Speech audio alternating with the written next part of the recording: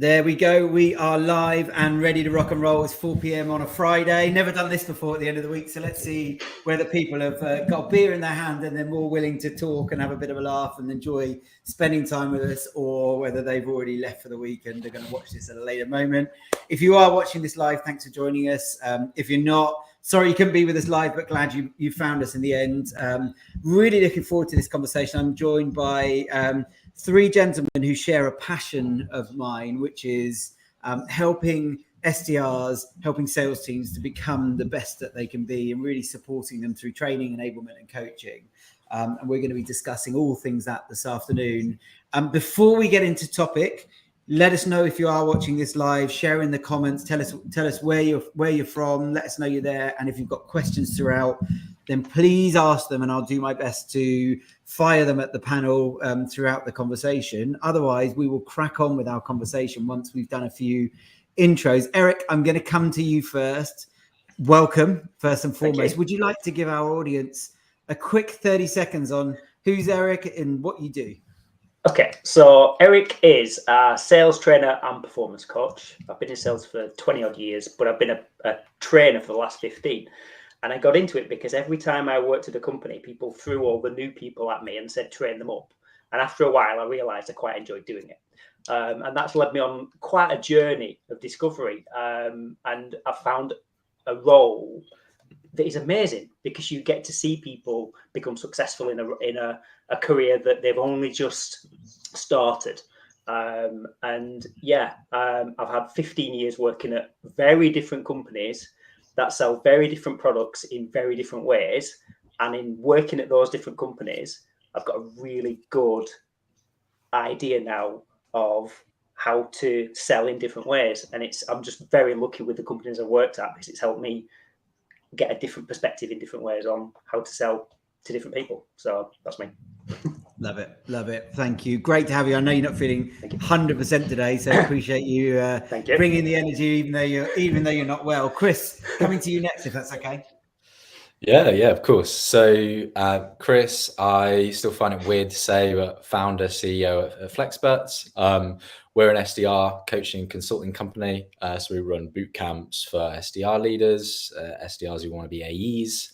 And we consult founders and sales leaders on how to build out their SDR teams. Before that, well, how the hell did I get into that? So it wasn't my dream growing up.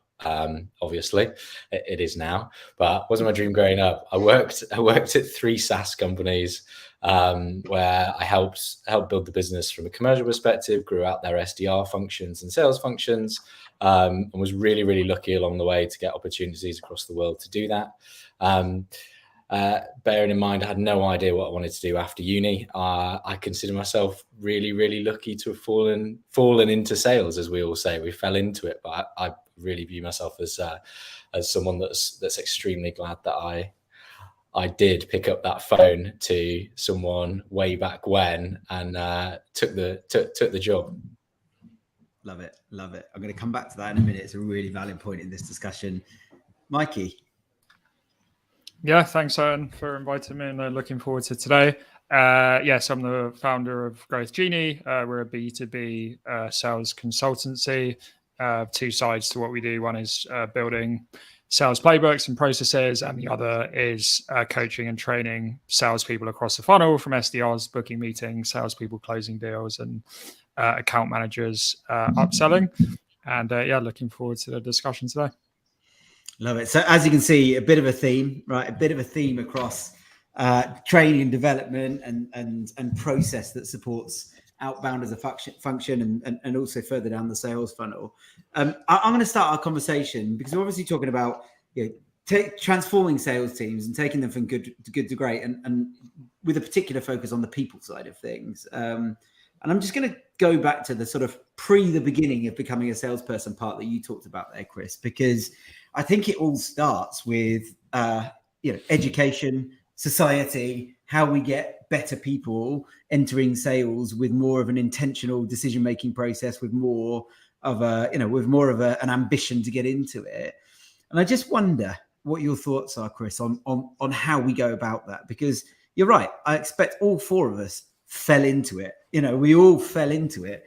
But had we known because of the people that we are, had we known that sales was the passion that we were going to find, it was the thing that we were going to be good at, it was the thing that we were going to want to help other people to be good at, maybe we'd have started that journey earlier. Maybe we'd have been more intentional in our prep and our education around that before getting into the sector. And I just wonder, probably not bang on topic, but if we could start there, Chris, and get your thoughts around things that we can do as an industry to impact on that. Yeah, I think it's a really loaded question. To be honest, I feel really strongly about it now. I guess it kind of started where, and like, here's one thing or an observation. I was actually talking to someone about this yesterday. Is 10 years ago when I first got into sales, and I was terrified to tell my dad that I was going to go into sales, because the reason why was because my only experience was, sitting around the dinner table at home, and the home phone would go off, and my dad would go and get it, and then be infuriated that it was a salesperson. Then he'd tell all of us kids, "Oh, it was a salesperson," when we asked him who was calling the house phone, because it was obviously the most interesting thing that happened in our village. Was someone decided to call the house phone that night. So that was my actual perception of sales. So I didn't tell him I was a salesperson for 2 years. I just told him I was a consultant or a business developer. So he had no idea really what I was fully doing. But the interesting thing about it is, like, 10 years ago, I didn't see things. I didn't see people at uni or anything like that where saying I want to go into a sales role.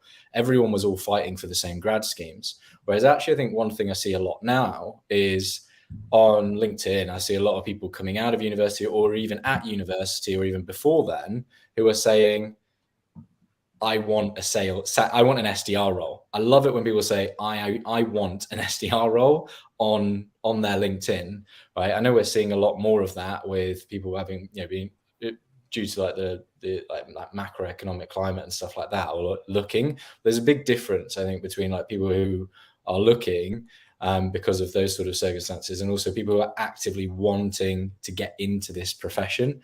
And I've seen that increase a lot over the last few years. How has that happened, or why has that happened? I think it's this, like, the brand of sales is clearly improving. I just think it takes an incredibly long time to change a pretty horrible brand, which is what we had when I first started in sales. Like, I was kind of embarrassed by it in some ways, and I shouldn't have felt that way. But I think it's the consistency that needs to continue, with the fact that we are shouting from the rooftops. We are getting into places like colleges, schools, universities, going and actually educating people on what they can go and do and achieve with a sales career. Because I never saw those options. I only ever saw graduate schemes at university, or before that, I only ever saw the other option that was brought to my school was, if you want to leave school at 16, get an apprenticeship. And there weren't any sales apprenticeships. There are now. That's great. But back then it was, do you want to be a joiner or do you want to do A-levels? And I was like, well, probably A-levels, because all my friends are doing that then. And then at the end of sixth form, it was like, do you want to do university or do you want to do a slightly higher level apprenticeship? And I was like, well, still don't know. So I think it's it goes back to this education thing, but also like starting at a younger age. I still don't see enough, right? Like, I think we've done there's been a lot of ground broken with like apprenticeships and things like that. But how can we continue to formalize the education system? How can we include modules at universities within business degrees for sales, rather than just marketing and finance within these sort of degrees? How can we go a level deeper than that? People who don't want to go to university or haven't gone to university, how can we help educate them further outside of potentially apprenticeships, right? Even within schools. I know that's really ambitious, but when people it baffles me when we do business studies at school and we don't learn about sales. It's like, fundamentally, it doesn't make sense. Like, well, how are you going to run a successful business without sales? So that's my thoughts. I think we need to go deeper and continue to bang the drum, but go deeper and deeper into the education system to start at a younger age with people. Yeah, and look, yes, it is ambitious, but we won't change anything without ambition, right? So I think it's absolutely necessary. Look, Mikey, I'm going to bring you into the conversation. I'm just going to move us further along in timelines. By all means, add things to that if you want to, but I think Chris has done a great job of just laying some thoughts down on that. I'm wondering what you're seeing now in terms of the trends and the habits and the things that you're having to address more often with sales reps when you're thinking about coaching them, training them, helping them to become better at the role? Are there things that you're seeing now that you maybe weren't 10 years ago, 5 years ago? Are there any trends that you're seeing that people can learn from right now? Yeah, I'm 34, so I'm relatively young. So yeah, 10 years ago, I wasn't doing sales training. I was selling, but doing a bit of marketing. But yeah, so I'll probably go to 5 years ago then, I guess. Go wherever you see us. Erik and I can stay on 10. You can go on 5.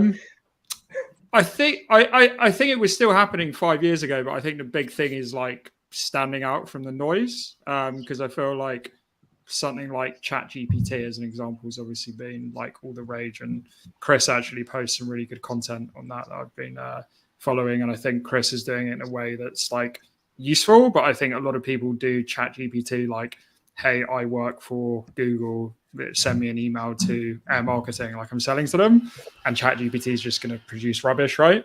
So it's like all about the prompts and stuff you put in. But yeah, so like 5 years ago, email automation was a thing. But now like everyone is doing it. So if you I think one of the problems is that everyone's bought products as like a B2C buyer. We've all bought trainers or jewelry or whatever it is. But most of the people that are salespeople, they've never bought like software or like some type of B2B service. And yet they're selling, so they can't put themselves in the buyer's shoes. I'm sure all three of you have been in that position where you're like buying and you're like dealing with terrible salespeople, and you actually learn a lot about like the buying experience. So I actually think, and we've said this, a lot of like CROs, CMOs we work with is say, hey, as part of your onboarding, you should get your sales team to like look at your inbox, and like when you're buying a software, like shadow those calls, because they actually learn a lot. And sometimes the salesperson is like, wow, look at all these terrible things that I've been doing. But yeah, going back to the email automation, I think like spam was a problem 5 years ago. And now I just think it's worse ever. Even like LinkedIn, I was out of office last week and I got as many junk messages on LinkedIn as I did on email. So like LinkedIn is like a really convoluted platform now. So I still think the main thing is standing out. And it's also standing out not for a buyer. It's like, did this actually even come from a human, right? And that's where obviously things like, showing you've done your research. Like, obviously, I know at air marketing, you're massive on calling. And obviously, the difficulty with calling is getting people to answer the phone. If you can get them to answer the phone and having a conversation, I actually think calling is more powerful than it's ever been. So I think it's similar to 5 years ago, it's standing out. But it's just this problem of like spam and noise and all these different channels is even stronger than ever before. Yeah, it's really interesting. Erik, look, coming to you and just thinking about one of the things I'm seeing right now is that SDRs are getting younger and younger. I don't think they can get much younger because they're now, it's like, as Chris touched on earlier, it's fresh out of uni and people want to be SDRs. And I see that as a real victory for the sector. And I think it's fantastic. But what it does mean is you've got limited life experience walking into sales roles who are immediately exposed to, on Mikey's point, 3 or 4 different channels, got to learn all this technology that wasn't there 5 years ago, back when Mikey was still in nappies and we were fully fledged adults or whatever it is, and I think it's hard for them to get started now. How has training SDRs needed to evolve and change to accommodate for that? Because you're not now picking people up who have been selling for 2-3 years. You're having to create and build them and educate them right from the ground up. But there's another element to it that you don't, well, I struggled to consider when I first thought about this. 20 years ago when I was selling, I was doing 200 dials a day, picking up the phone, and I was the spam. Back then, that was the spam, was endless calls. That's changed now, and younger people today aren't really keen on picking up the phone. So we're now in a situation where we know that meaningful conversations come from picking up the telephone and actually speaking to somebody. And yet the new generation of people coming into sales have all these different tools at their disposal. So that if they can use social, they can use LinkedIn, they can use emails, etc. However, the one that they're probably going to be least comfortable with is the one that is the most effective when it comes to selling a product, which is actually speaking to the person over the phone and building a relationship with them. So from a training perspective, whilst we now have to bring in all these different elements and all these different ways in which you can reach out and drip feed your information to potential customers, we also have to do a bit of grassroots level training on how to build relationships over the phone and how to make it about the other person rather than just shouting a sales pitch at people, which, let's face it, is what most businesses do. So, for example, with LinkedIn, and Mikey, you said about your LinkedIn inbox full of messages, it will all have been people talking about themselves. And to cut through that noise, we have to make it about the other person rather than shouting about ourselves. And that's something we have to train the new people in doing, so that they do stand out. Yeah, interesting. I'm this fear of the phone thing is a good debate, isn't it? And look, what I don't want to get into is cold calling dead? Is it worth doing? Right? Look, ultimately, I'm not prepared to have that. Not prepared to have that argument at 4 o'clock on a Friday. Not without beer in my hand, anyway. So we'll have that one another day. But I guess I'm trying to establish where the fear of the phone has come from, because it exists, right? Not with everybody, but it absolutely exists. Where has that come from, Mikey? You took yourself off mute. There was a clue. Yeah.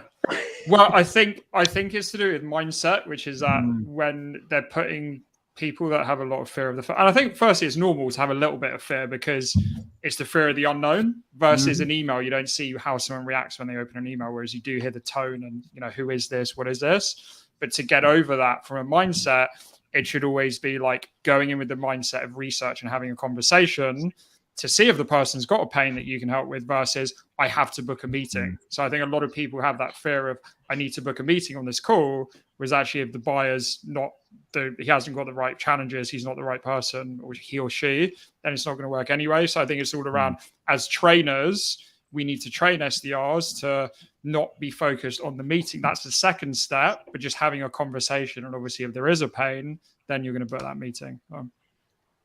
Yeah, I agree. Just to jump in, because I feel passionately about this as well, Owen, is like, I think if we go to like the fundamentals from a psychological perspective for each and every SDR or salesperson, it fits really well into the fact we're talking about sales skills. Is most SDRs don't have the skill of cold calling. But if you actually look at every single skill you could ever have, you go through 4 stages to actually master it. You're unconsciously incompetent. So when I was at uni, I didn't know calling existed. Just didn't know I was really bad at it. Then when I first started, I was terrible, but I knew it. And that's the most awkward stage, is when you're bad and you know it. And especially if you're sat in an office in front of other people, that then becomes a status thing. You look bad at your job in front of others, right? So like it becomes a status and a heavy, like it wears heavy on people psychologically. But then it's like, okay, how do you break through that? The only way to break through that for people is to continue and to persevere until you get consciously competent, where like you're good, but you have to still think about it. And that's the stage before you're unconsciously competent, where you just, picking up that phone, having a conversation, able to handle objections. You've done it loads of times before and you're all good. But to actually get there, what a lot of sales folks don't realize is it takes time, patience and persistence.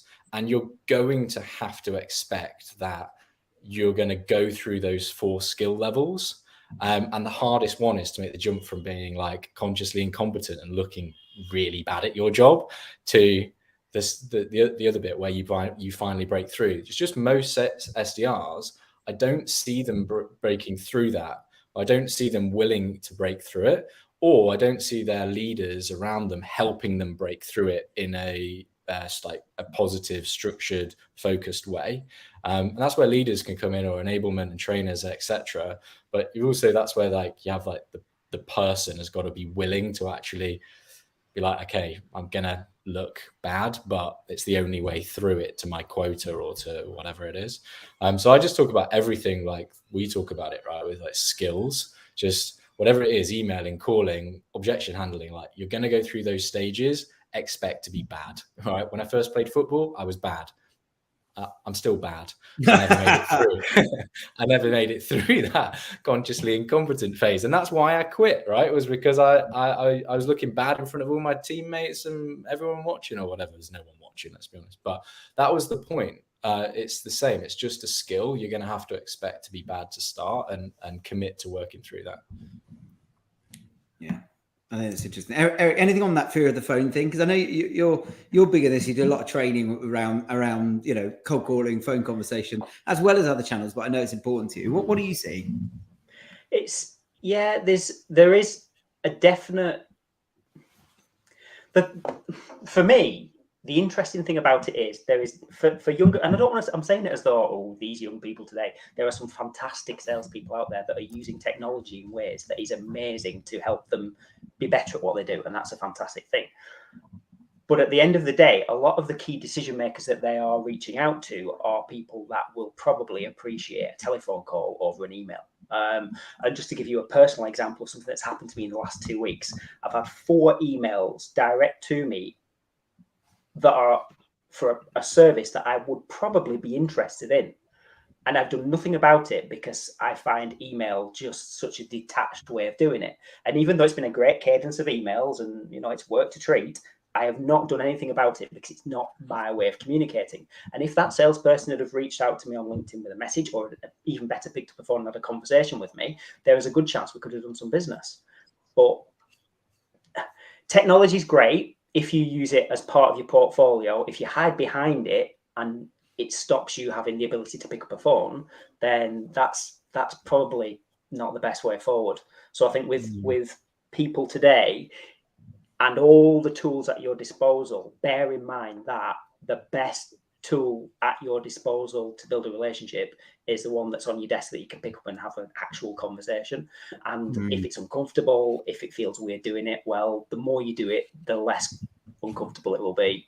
And yeah, it's the key way to have a conversation with a prospect. It really is. Hey Chris, let's come back to you. Neil's watching. You'll probably know Neil. If not, he's a colleague of ours. He's asked how long it took you to become unconsciously competent at sales. Good question. What was it like for you, Chris? I think that's. I don't think that I'm there yet, right? And I accept that, but I also accept that as part of the fun and part of the journey, because the reason why is I'm a big believer in the fact that, as like Mikey was talking about earlier, right? The buyer experience is so important, and it's only recently in sales that we've stopped and actually thought how important that is, right? So, and because the buyer's experience and because how buyers are buying is changing so rapidly with how fast technology is moving, I would be daft to say that I'm unconsciously competent at sales, because my job is to keep up with how the buyers are buying so I can sell to them. I don't know if being consciously competent for a long time is possible because of how buyers are moving so quickly. But that also keeps me the aim isn't to master. The aim isn't to master everything and complete the journey. The aim is to enjoy it, and learn skills continuously that keep it fresh for you. And that's having a career in sales for me, rather than having a job that you're constantly looking for an exit or an out route. It's iterative, isn't it? And I nearly said something earlier, and I'm going to say it now. I was going to challenge you, and I thought, no, I'm not going to do it. Because I actually think for some it works the other way around, which is you're unconsciously competent and then you become consciously competent, in that there are people, and this is weird for me, and you may or may not fall into this category, that I was able to sell at a very young age before anyone had taught me to do it, but I didn't know why. I didn't know how. So I picked up a phone and went, oh, I'm quite good at this. Nobody had taught me how. What I did was go, all right, I need to study this and I need to understand it. And I went from being, I'm not going to say brilliant, but competent, totally unconsciously, totally through whatever my upbringing was, the way I talk to people, the way you engage with people, to actually, I'm going to go learn how I can become better at this. And that was what gave me the passion for sales, was that learning process of not just I'm good at this, how can I become great at this? And you go beyond competent into hopefully whatever the word is, excellent, brilliant, outstanding. But that was where the conscious bit came, that I couldn't have got there without that conscious bit. So I think you're right. To be elite, I don't think you can be unconsciously competent for long, because you'll just get left behind. And I think being conscious around why you're good at something and continuing to assess that and tweak it and change it, because it's ever evolving, is absolutely critical. Erik, were you going to jump in there? Yeah, I was just, you just sparked something in my head around sort of how for example, a company that takes on SDRs or takes on salespeople, how they operate, generally speaking, in most cases, is it's like a gym induction. They'll get new people in, they'll shove them on an induction for 2 weeks or however long, and off they go. But you know what Chris was saying, it's an ongoing journey, and training and development you never complete it. It's always happening. There's always something to refresh or learn anew, or something new is coming along that will make your job even easier if you dig into it. And I think the more successful people in sales are the ones that have a passion for learning and that have a passion for like going to the gym and developing themselves. In that way, it's having the same passion to develop yourself mentally and find out all the new stuff that come along. Some of it might not be relevant to you, but understanding how it works will probably give you some ideas of how to use it from your perspective. And that's the point. It never ends. There's always something you can learn to keep building that brain muscle when it comes to sales.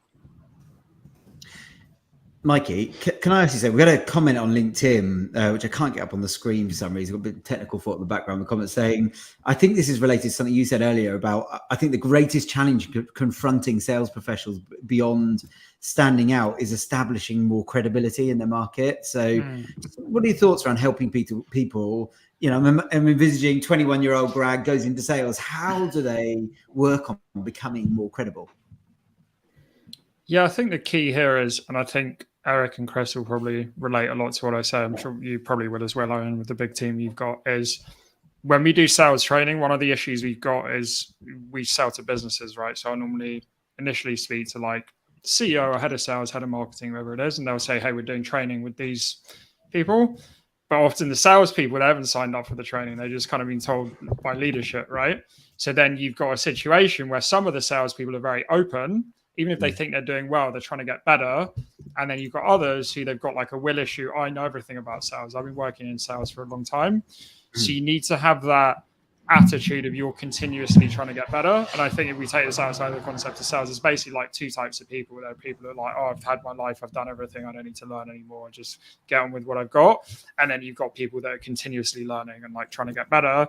And I think in sales, even for all of us, we need to continuously evolve. Things are changing all the time. We've got ChatGPT, we've got all these things. The way, even like with calling, right? The way you call now and the way people pick up, etc., gatekeepers, it's changing all the time. So you've got to continuously learn.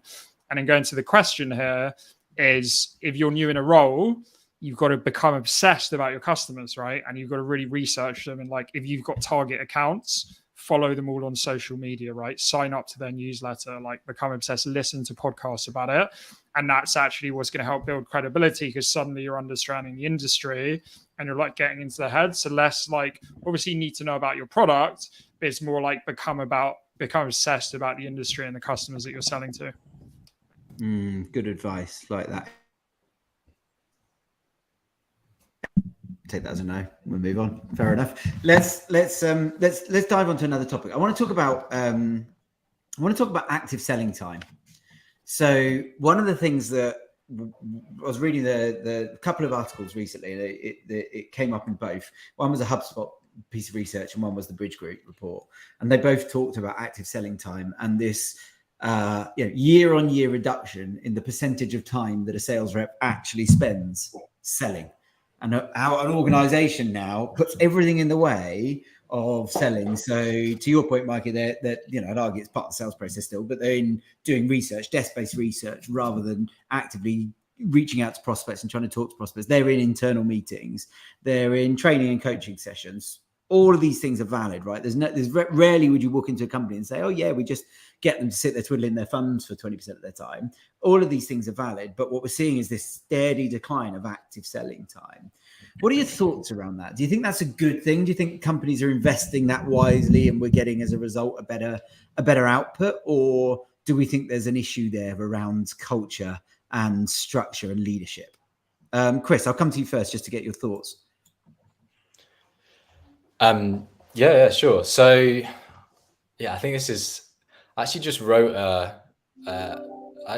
an article on time management for SDR teams specifically. So it's like a really timely question. Again, something nerdy that I feel passionately about. Is just like using your time really wisely. But I also just don't think a lot of people understand how to manage their time, especially from an SDR perspective, right? My view is time management is a hard skill that should be taught to SDRs and also to AEs, right? From the get-go. I don't see it in most onboarding plans. I just don't see it. How do you manage your time? I don't see companies empowering people to say, hey, don't turn up to the all hands today because you have a sales demo to deliver. If you don't get that customer over the line, then we miss out on X amount of revenue.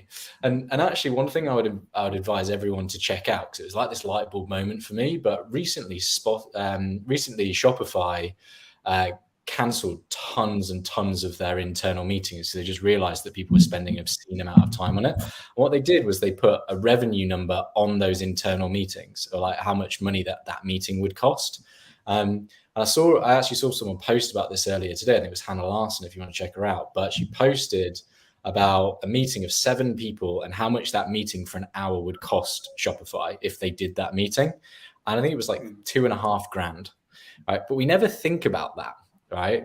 Like from an SDR's perspective, okay, if you're getting dragged into an hour-long meeting a day, that's 5 meetings a week or 5 hours a week of you being potentially unproductive. You now actually, in my eyes, have 4.5 days or less from a work perspective. You're not doing 10 hours a day, probably, right? Like you now have 4.5 days to hit your quota. So it's about prioritizing like what is the number one thing. And I think that comes back to your point, Owen, right? That's from leadership down. Right, where it's from the CEO down is like, what is the most important part? Like, what's our North Star? Is it? And I think it's the hardest balance to find, right? But what's the North Star that the CEO is consistent about? Because I think we are often send inconsistent messages that like sometimes it's we're focusing on culture, then it's like now it's revenue, but actually those things should be married. Like the culture should be high performance, revenue focused organization. It doesn't have to be separate, but we're not thinking about that as leadership. So final point I'll say on this is like at SDR management level, one thing we're doing is we're building timetables for our SDRs, and then we're undercutting them because we're putting loads of meetings in the diaries over these sessions. We'll put like a call block in for an hour and then we'll book a one-to-one over it. Of course the SDR is going to go to the one-to-one because you told them to, right? Yeah. And then you ask them in the one-to-one, so why have you not made any calls? And so, because I'm in this meeting. And whilst I believe we should absolutely have one-to-ones, it's like, how are we really strict about marrying the SDR and the SDR leaders or whoever's leading the team's timetables together and not undercutting? It comes back to what the number one priority is, right? But that's my thoughts. No, I love that. And your example is 250 hours a year, right? An hour a day is across a year, roughly speaking. It's a hell of a lot of time. Better be worthwhile. 10 days of your life. Full days. Incredible. There's something else around structure actually that I find interesting is because I've worked at quite a lot of different companies. There are patterns that I've spotted, and a lot of companies use a very similar structure every day that is quite rigid. And as Chris said, things then drop on top of things and then things don't happen. However, the actual structure itself is generally set out in a very similar way. And that doesn't take in consideration things like when people have the most energy. So, for example, some people are morning people and are most energetic then. Some people are afternoon, evening people, etc. If you have a part of your job that takes most mental energy, like picking up a phone because you need to be on it, if you coincide that with when you've got the most energy, that you're more likely to get more success from it. And yet, if you've got this really structured, rigid day set out to you, it doesn't take that into consideration. Generally speaking, most sales companies have a schedule that is the same as every other sales company. So by doing that, you're trying to call customers the same time as every other sales company out there, which is generally, from 10 o'clock till 11 o'clock power hour and a 2 till 3 o'clock power hour. So you're literally, everybody's attacking every decision maker at exactly the same time, and you're in the churn. So I think there's something that we can definitely do within industry to look at changing up the structures of when we call to better fit our decision makers, and also when we've got the most energy to make those calls. And the same is true with email as well, right? So you were talking about email earlier, and Mikey, I know this will fall more so, I would have thought, into your expertise or things that you're looking at. But I can write an email or I can send an email any time of day, but there must be times of day and days of the week that somebody's more likely to be sitting prepared to open that email, and even that can accelerate performance, surely. Yeah, 100%. We normally say like 7 to 8 a.m. or whatever time they're in, because if you think that, especially if you're chatting to someone busy, they're probably not in bed that time of day. Maybe they got kids, they're in breakfast, whatever, checking on their phone. Versus as soon as you get to like 9 to 11 or like 1 to 5 p.m., typically if you're reaching out to someone very busy, right? And we get so many emails. Email is probably like the most convoluted channel. That's what we see. And again, that's where technology can be positive, because you can time that email. Even if you don't have a sequencing tool, right? Like Gmail's got like a time thing. So, and even from me, from like running a company, sometimes I'm working late. I don't want to like send a colleague an email at like 8 p.m. So I'll like time it for 8 a.m. the next morning, right? And that's just kind of when they're checking their emails. But yeah, definitely we've seen like very high response rates sending like first thing in the morning. So this is where tools comes into play, doesn't it? So there are a plethora of tools available nowadays. It feels like every man and his dog is building a sales engagement platform or an email tool or an AI that you can plug into LinkedIn or whatever it is. How much is too much, right? So nothing is not enough. We know that, right? We know that tools can make us go faster, work more effectively, make more of our time. Chris, you're big on that, and we know that these things can help us, but they can also darn well get in the way, right? And we see that so often, and all of us do work, I think, where we step into other people's organizations and advise and support. So one of the things I see more than anything is that they've gone and invested in something that's cost them a shit ton of money, but the problem is it hasn't yet made them any money. They're not adopting it. Nobody really wanted it in the first place, or if they did, they've been, they're kind of using it half-heartedly, and they've got the best tech stack on paper ever. Wow. But they're actually going slower because of a result of it. And I'm just wondering, like, where does it become too much? What are the key things that you would be focusing on, saying to people, these are the tools I like absolute must-haves, and these things, like, only if you're going to use them. Have you got any thoughts around that, Chris? Yeah, I recently was working with, I'm not going to tell you anyone the name of the org. I was recently working with an org that had, I think it's 13 tools that. Oh, go on, tell us. That was the teaser, wasn't it? I'm not going to tell you. But yeah, they had 13. There was like 12 or 13. I can't remember exactly. It was like a lot of tools. We dug into it. Each month, they were spending over £50,000 on subscriptions. Like literally each month. I mean, these were some of the best like tools on the market, most expensive things, gongs, sales lofts, etc. Plus a lot of other things. It was kind of crazy. We stripped it all back to like 3 tools. My view generally is that like you need, with so many tools, it's your competitive advantage is not tools anymore. It's being good at using them. Yeah. Right. It's like when the phone was first introduced. It's like when every salesperson got a phone. The first sales company ever that gave their reps phones had a competitive advantage because they were the only people that were using the phone. But when everyone started doing it, they didn't anymore. What that's come down to now is everyone's got a phone. So it's all about training on being good at it. It's exactly the same with tools and things like AI, automation, like Mikey was saying before. It was like 5 years ago, automation was amazing. When I first bought SalesLoft, I was like, this is great.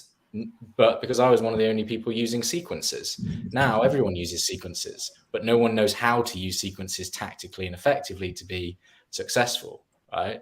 So yeah, like we stripped it down to like 3 or 4 tools in about a month. And we started off with CRM, build out a CRM. That's the nucleus. Have a sales engagement tool for sequences, but let's spend a lot of time actually tactically working on how to build out a sequence of events that is most likely to make your prospect go from busy to curious and curious to interested. And that's what the job of the SDR essentially is. I'm simplifying, obviously, and then there are a couple of other tools, right? Like being able to scrape data from companies like Cognizant of this world, right? So, and that's all we stripped it down to. We didn't need like 7 plugins for this, that, and the other, because when one rep to another didn't use it. Mikey, have you got some favorite tools? You got some stuff that's like your go-to must-haves that you love using? We partner with quite a lot of sales tech, so I don't want to like offend different people, but I would say, I would say really you just need something that's going to record as a coach, right? For everyone on this call, like something that's going to record your calls, both as like SDRs doing cold calls and then salespeople doing discovery demo calls. So you've got that visibility into what's going on. That can be there's loads of different call recording tools that would do that. And then, automating emails. And again, the automated emails, and going to Chris's point, it shouldn't be, hey, I'm just going to automate all my emails, but it's like, hey, I'm going to send a really personalized email and I'm like going to bump it because maybe this person is out of office. I'm just trying to give more attention to it. And then it's also going to time management. What those sequencing tools should be able to do is make it easier for salespeople to manage their day, because as we all know here, sales is very much a long game, especially the top salespeople, they say it as a long game. So it's about having those tasks in your diary. I've just sent an email. I'm going to remind myself, 8 a.m. on Friday, I'm going to call. And then Monday, I'm going to have a LinkedIn message. So really it should be that time management piece that should help them. And it should be making your time more efficient, not adding time, because like you've been talking about, it's like if you've got 10 tools, and that's why there's a big play and everyone's seeing it, right? Sales, Ofgong, outreach, they're all trying to copy each other at the moment to become the all-in-one tech stack, because salespeople, they don't like jumping around between tools. It takes loads of time away, and they're actually trying to do more with less.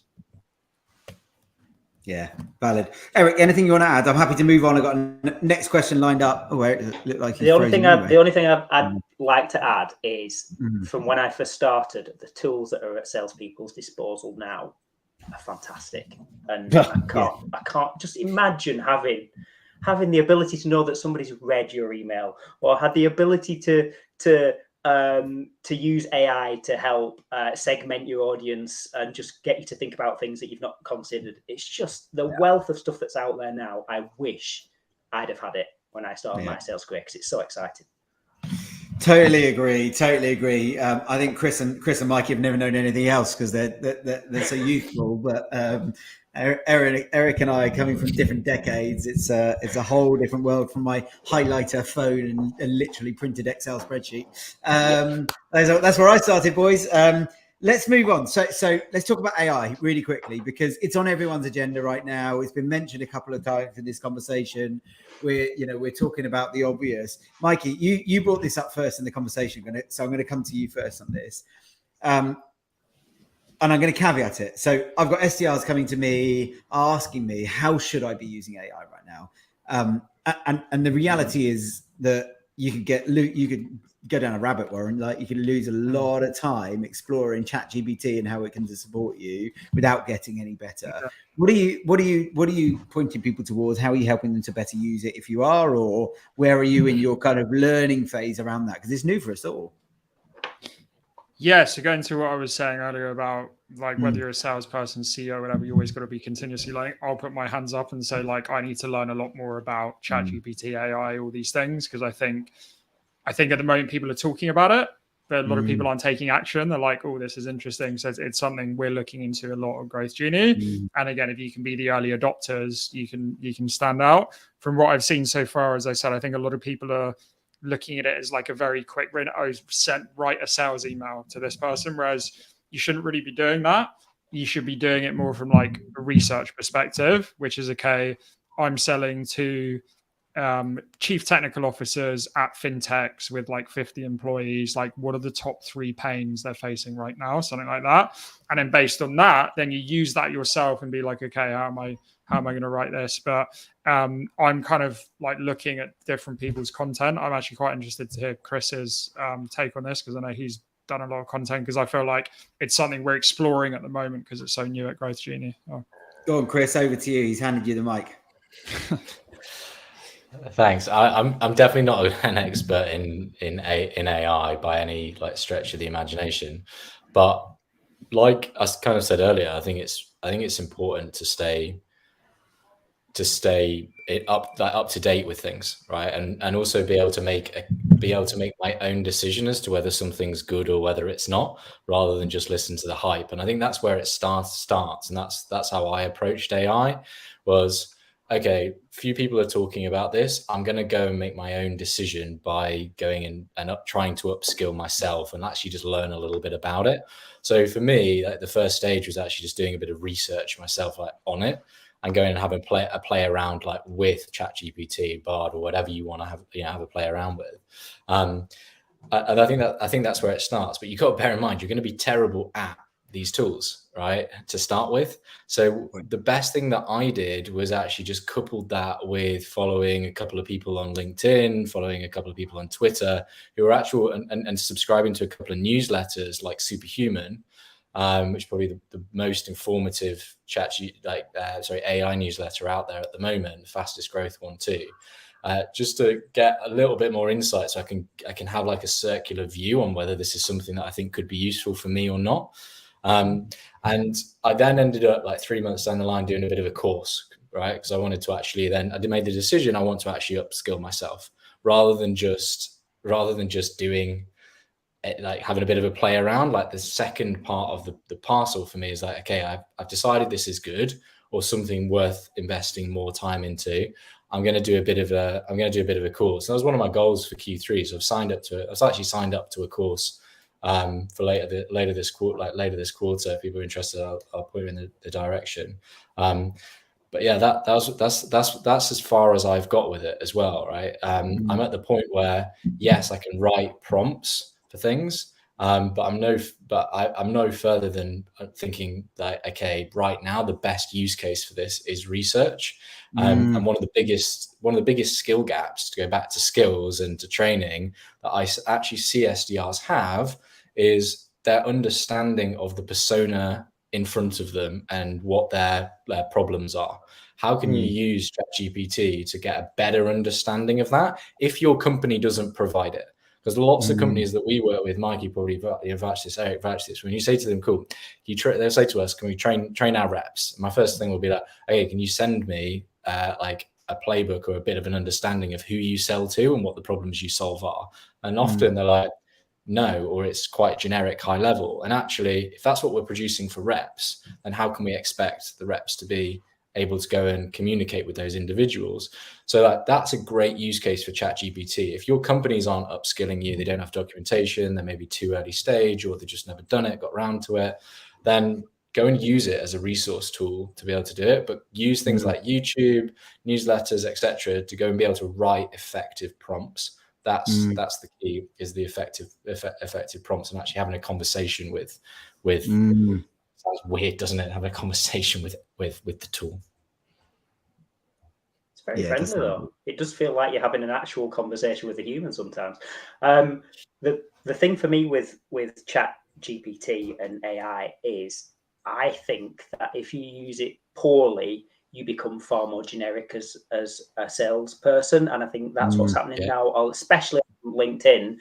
I can spot a quick AI post a mile away. And you're absolutely right, Chris. I think using it for research is a brilliant way of using it, and then putting it in your own words and using your voice to get that information across is a brilliant way of bringing it to life. Whereas what more salespeople are doing right now is, sticking a few words into ChatGPT, creating a post and whacking it on LinkedIn and hoping that people will be wowed by this thing that they've not created. And I think it's diluting the power of what you can actually do with it. But that's an advantage for the people that use it well, because if you use it well, you'll stand out, and that's what it's all about. Erik, I'm going to really good point. I'm going to stay with you for a second. So I guess you're probably most at the coalface. You're spending a lot of your day in training sales reps, and I'm just keen to get commentary from you around the appetite for learning. So see that there's organization and there's individual, right? There's organizations who are stretched at the moment financially. People are being asked to spend less money. Budgets aren't as freely available. Harder to come by the next round of investment. We're not all racing towards massive headcount targets. We're needing to be a little bit more effective and efficient. On the other hand, you've got a younger average SDR profile who is entering much early in career with a lot more to learn and a lot more tools, and therefore much more need, I think, and appetite to learn. And I'm wondering whether there's a mismatch there between organizations' ability to invest and desire to invest and ambition to have their SDRs learning versus SDRs' appetite to be learning. Do you see anything on that front? Definitely. And from an appetite perspective, the people that are on my training now, they are so keen to learn and put things into practice. They've been at college and university, or however they've got to the point where they're in sales. There's a thirst for knowledge and like using tools at their disposal. I think a lot of new salespeople use learning and development in the same way. They're the building blocks of their success, and they're far more see learning and development as a way to become successful than I did when I started in sales. For me, when I first started, training was like a punishment within sales. It was, if you don't hit your target this month, we're going to put you back into training. We're going to train you. if you're not good, we'll have to train you. And that's literally what it was like.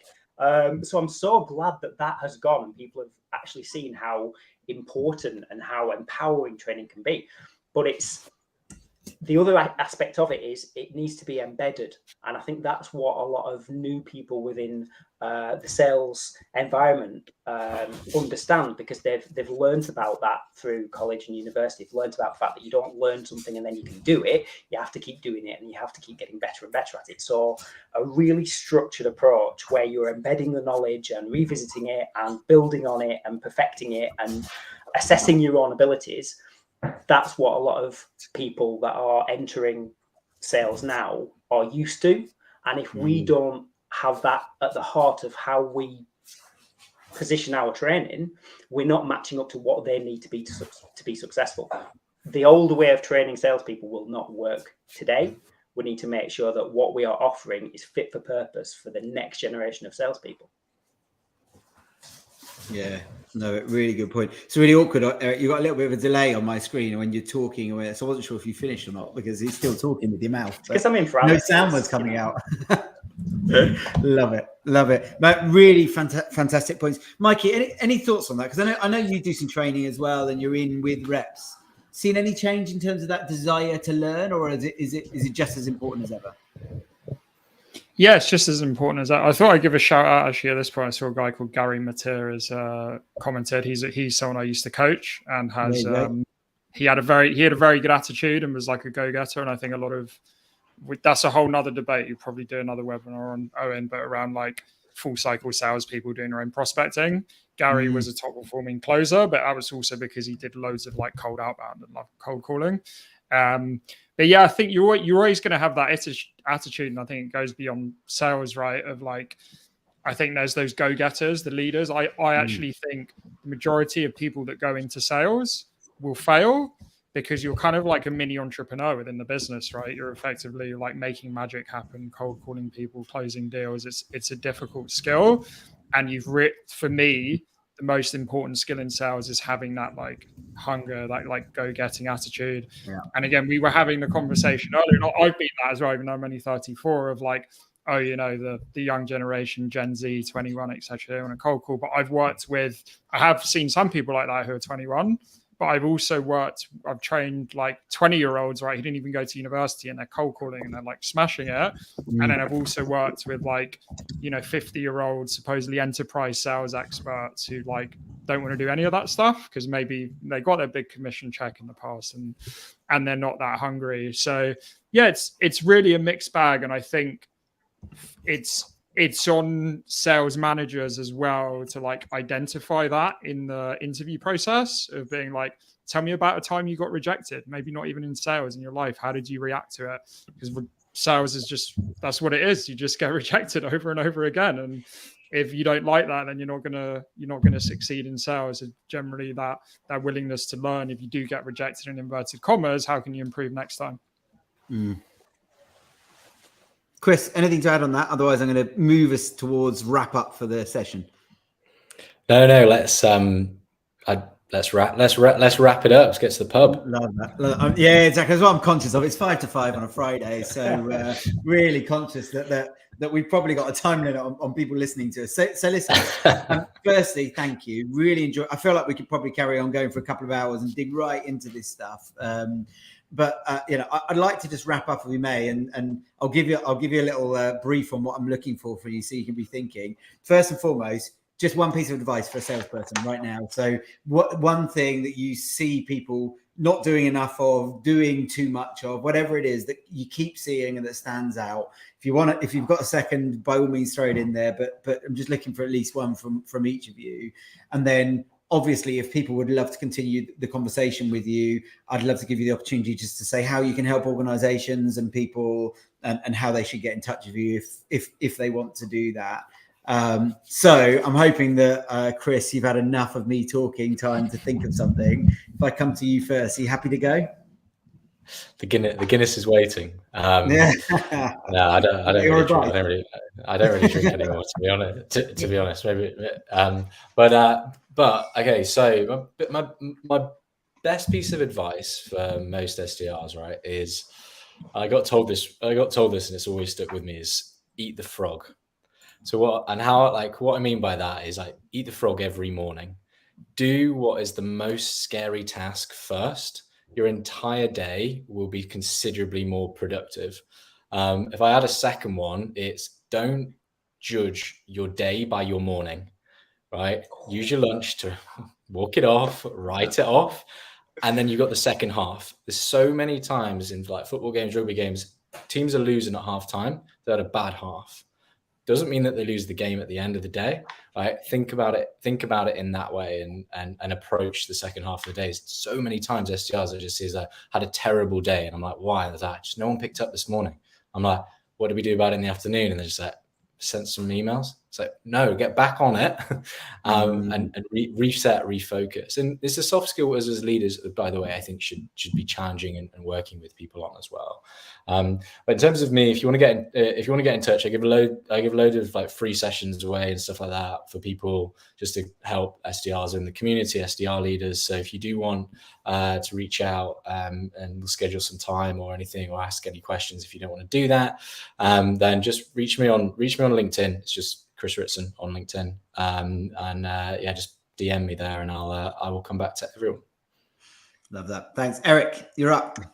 Right. So the advice that I was given years ago that stuck with me forever and has stood me in good stead is no is your second best friend. So whenever you are trying to close somebody down, whenever you're trying to book an appointment, always aim for the yes. If you don't get a yes, aim for a no. At least then you can qualify people out. If you don't, you end up chasing maybes and you end up with a pipeline full of people that are politely saying no and disguising it as a maybe. So wherever possible, try and get a yes. If you can't get one, push for a no. Love that. Don't want to say how you can help? Oh, yes. Obviously. And how I can help is if you want some structured training for your sales team, if you want some structured training for your SDRs, get in touch with me on LinkedIn. It's Erik Pollitt, sales trainer. Nice and easy. But yeah, get in touch. And if I can help, I will. Amazing. Mikey, on you to wrap us up for the weekend, my friend. Yeah, for me, it's don't be a people pleaser. People don't need to like you in sales. And actually what I've seen is the top salespeople are pissing off more people than the bottom performers. But so they may be pissing off 5 people, but they've got 20 deals coming in. Whereas the low performers, they're pissing off nobody, but they got maybe 1 deal coming. Apologies for the language on a Friday here. And then, if you want to get in touch, something we can help with, if you're like a leader, a sales and marketing leader, or running a company, we do like a free playbook or cadence audit. And if you're a salesperson, feel free to connect with me on LinkedIn, post daily sales advice. So that's just Michael Hanson there. And even if you drop me a message about a question or anything, always happy to help. Love it. Gents, you're all amazing. Really enjoyed the conversation. Thank you so much. And it looks like the audience that have joined have enjoyed it and got lots of value too. Enjoy your weekends. Thank you so much for joining us. Really appreciate it. We'll see you all soon. Cheers, Owen. Thanks. Bye-bye. Thanks. Bye.